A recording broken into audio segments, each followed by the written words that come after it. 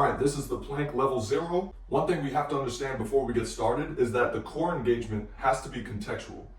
There is not one position that we want to become stuck in any of these exercises. But what we want to do in this plank position is rebuild some of the muscular sequencing that we might have lost because of our poor posture and spending too much time in this hip flexion. So a lot of the times when we're in this seated position for an extended period of time, our rectus abdominis tightens up, it compresses the rib cage down, and then it makes it harder for us to access the other deep core muscles, because if one muscle is so dominant, whenever we go to use the core, that muscle is going to take over and further weaken the other core muscles that we're going to need to move functionally. So now our six-pack ab muscles have become extremely active when we use them in certain weight room exercises like planks and crunches, and the other muscles are almost completely offline. So we're going to use this shape to turn back on our TVA and some of the other deep core muscles so that we can access them and then progress them into more dynamic movement. Now remember, it is not about the exercise, it is about the intention that you use in this exercise.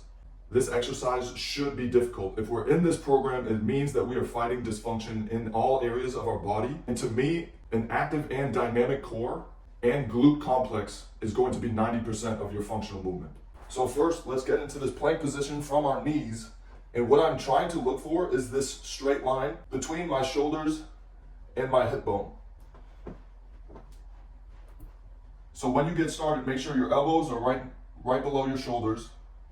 Maintain a neutral head, not too extended or flexed. The next thing that I'm going to look for is no winging in the shoulders. So I'm going to have to push those away from the floor and also try to extend my T-spine as much as I can. Basically think about it as like having a proud chest. And then from here, a lot of us are going to collapse through our lower back, which is also going to be a problem in our posture and in our movement. So what I want to do is posterior tilt the hips like that while I'm extending through the T-spine and try to get that line as straight as possible.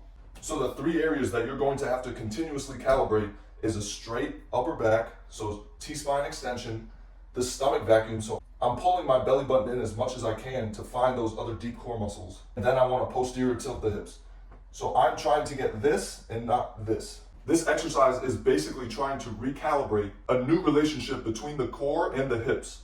So when you first get into this position, think about what it feels like when I anterior tilt and the pressure goes into my lower back versus a posterior tilt with this T-spine extension, and how that puts a lot of tension on my ab wall. That is what I'm trying to do here.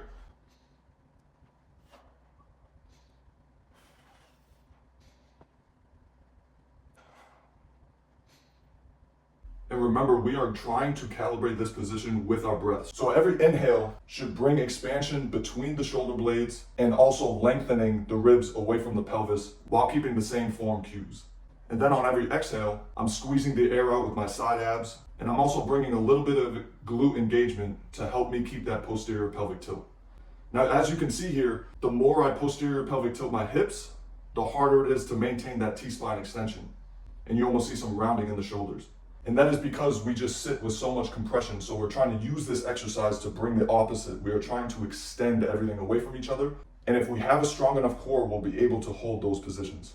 I like trying to get at least 5 breath cycles in this position because we're basically going until form failure. Remember, we're using the inhale to bring expansion, but we do not want to hyperextend through the lower back or through the T-spine.